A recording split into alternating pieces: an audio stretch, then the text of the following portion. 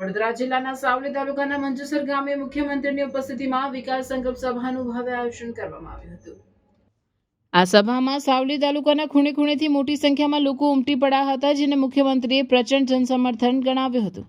મુખ્યમંત્રીએ જણાવ્યું હતું કે ચૂંટણી જીતવા માટે વિકાસના કામો કરવા પડે છે। વડાપ્રધાન નરેન્દ્ર મોદીએ દેશમાં વિકાસની રાજનીતિની શરૂઆત કરી છે અને સમરસતાનું ઉત્કૃષ્ટ ઉદાહરણ પૂરું પાડ્યું છે। ગુજરાતમાં ઉદ્યોગોનો વિકાસ પર ભાર મૂકતા તેમણે કહ્યું કે રાજ્યમાં એમએસએમઈની સંખ્યા વધીને હવે 27 લાખ સુધી પહોંચી ગઈ છે। હારેલા ઉમેદવારો પર કટાક્ષ કરતા સીએમએ કહ્યું કે વિપક્ષના ઉમેદવારો હાર્યા પછી પ્રજાની વચ્ચે દેખાતા નથી, જ્યારે અમે સતત લોકોની સેવામાં રહીએ છીએ।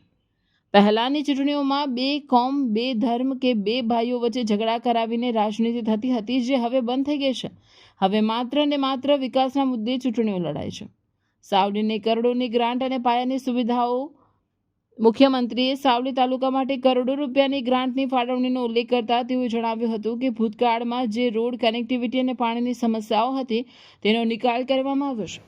વડાપ્રધાન મોદીએ નાખેલા મજબૂત ફાઇનાન્શિયલ પાયાને કારણે જ આજે સરકાર વિકાસના કામો માટે નાણાં ખર્ચી શકે છે। લોકશાહીના પર્વમાં સહભાગી બની 100% મતદાન કરવા મુખ્યમંત્રીએ હાકલ કરી હતી। આ સભા દ્વારા મુખ્યમંત્રીએ આગામી સમય માટે વિકાસના કામોને વેગ આપવાની કાર્યકરોમાં નવો ઉત્સાહ ભરવાનો પ્રયાસ કર્યો હતો।